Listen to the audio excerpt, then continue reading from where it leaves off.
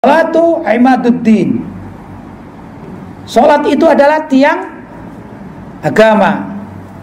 Faman aqamaha faqad aqamaddin. Siapa orang yang pegang atau rajin berpegang teguh menjalankan sholat 5 waktu, sungguh dia telah menegakkan agama. Faman tarakaha faqad hadamaddin. Faman tarakaha, siapa orang yang meninggalkan sholat, faqad hadamaddin, sungguh dia telah menghancurkan agama. Kita dulu tak sholat, dipukul sama orang tua kita. Jadi sholat kita pertama itu tak ikhlas karena takut orang tua. Tapi lama-lama tidak ikhlas itu karena terbiasa menjadi ikhlas, menjadi kebiasaan. Bahkan kalau tak sholat takut walaupun orang tua kita sudah meninggal dunia. Akhirnya apa? Menjadi kebiasaan baik bagi kita. Betul. Sekarang ini puan-puan ini kalau subuh telat sholat subuh, padahal mungkin sudah banyak yang ayah dan ibunya meninggal dunia. Ya ada, masih takut dipukul sama ayah sama ibu? Tidak. Tapi kalau telat gimana? Wih, aku telat, subuh jam berapa ini? Jam 6. Entah karena sakit bangunnya jam 8 misalnya. Wih, telat ini sholat. Wah, cepet-cepet lari. Betul. Ini pendidikan. Akibat berkat pendidikan orang tua kita. Tapi sekarang tak begitu. Ada anak kita pergi bekerja sampai malam hari. Enak. Ada shift-shiftan. Sampai pulangnya misalnya jam berapa? Tengah malam. Jam 1 malam baru pulang. Begitu adzan subuh, gimana mereka? Banyak yang telat tak? Bangunnya jam 9. Sholat. Ya mak, semalam aku pulang jam 1 malam.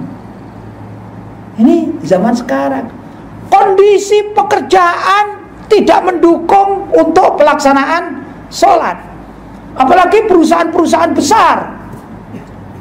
Ya, saya tak tahu di Malaysia, tapi kalau di Indonesia saya tahu karena saya orang Indonesia. Bahkan ada pabrik-pabrik yang menerapkan pekerjanya tidak boleh sholat Jumat. Ya, yang protes cuman 10%. Jadi kalau ada 1000 pekerja muslim, ya tak boleh sholat Jumat karena dikatakan mengganggu produksi dari meninggalkan waktu itu karena dipergunakan untuk sholat Jumat kan memakan waktu. Jadi mengurangi produksi dari perusahaan tersebut. Maka dilarang. Itu yang protes dari 1000 pekerja paling ya 10 orang. Yang lainnya senang-senang saja, biasa-biasa saja. Yang penting dapat pekerjaan. Itu zaman sekarang. Jadi mereka meninggalkan sholat ya biasa. Ini zamannya sudah sangat berubah. Padahal dikatakan wa man tarakaha faqad hadamaddin. Siapa orang yang meninggalkan sholat, sungguh dia telah menghancurkan agama. Ada juga orang yang tidak sholat karena merasa masih belum pantas. Bagaimana itu? Kalau dari puan-puan karena belum berjilbab, dia cakap, nantilah kalau saya sudah berjilbab saya akan sholat. Sekarang belum waktunya.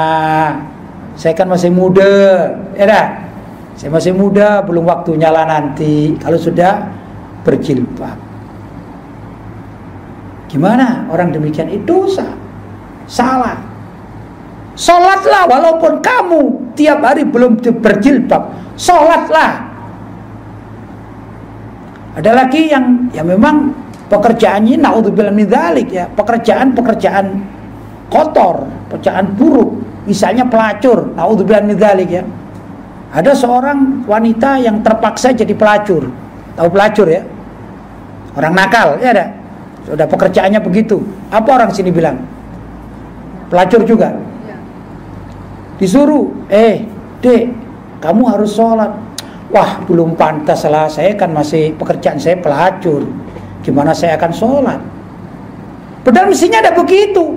Kalau kamu terpaksa jadi pelacur karena suatu sebab, karena darurat, emergency, misalnya ini, bukan kita membenarkan pelacuran, tapi kamu sholatlah. Ada budak-budak kita, remaja-remaja kita ini minum arak, suruh sholat, sholat. Kayaknya belum pantas. Saya untuk sholat belum pantas. Kenapa? Saya masih suka minum arak, mabuk. Mestinya ada begitu. Kalau kamu belum bisa berhenti minum arak, sudah terlanjur jadi pemabuk, peminum, sholatlah kamu, tetap waktunya sholat. Karena sholat ini kewajiban perorangan.